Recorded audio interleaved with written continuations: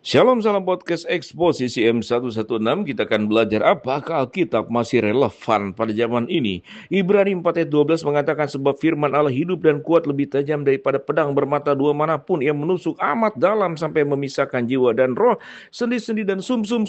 Ia sanggup membedakan pertimbangan dan pikiran hati kita.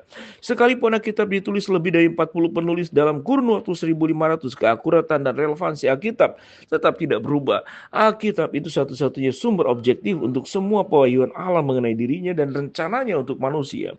Alkitab mengandung sejumlah besar informasi mengenai alam semesta yang telah dikonfirmasi sebelumnya. Melaluinya, pengamatan-pengamatan dan penelitian-penelitian ilmiah, beberapa ayat antara lain Imamat 17 ayat 11, Pengkhotbah 1 ayat 6 sampai dengan ke-7, Ayub 36 ayat 27 sampai 29, Mazmur 102 ayat 25 sampai 27, dan Kolose 1 ayat 16 sampai 17. Seiring dengan makin terungkapnya rencana keselamatan Allah bagi umat manusia dalam kisah-kisah Alkitab, berbagai watak manusia digambarkan dengan jelas. Dengan demikian Alkitab menyediakan sejumlah besar informasi mengenai langkah, mengenai tingkah laku manusia dan kecenderungannya melalui pengalaman kita sehari-hari, membuktikan bahwa informasi ini lebih tepat dan menggambarkan kondisi manusia dibandingkan dengan buku teks psikologi manapun. Banyak fakta-fakta sejarah yang diungkapkan Alkitab telah dikonfirmasikan oleh sumber-sumber dari luar. Kerap kali penelitian sejarah memperlihatkan tingkat kesamaan yang amat tinggi antara kisah-kisah dalam Alkitab dan kisah-kisah di luar Alkitab mengenai peristiwa yang sama. Dalam banyak kasus Alkitab bahkan dianggap lebih akurat secara historis. Namun demikian Alkitab bukan buku sejarah, psikologi atau jurnal ilmiah.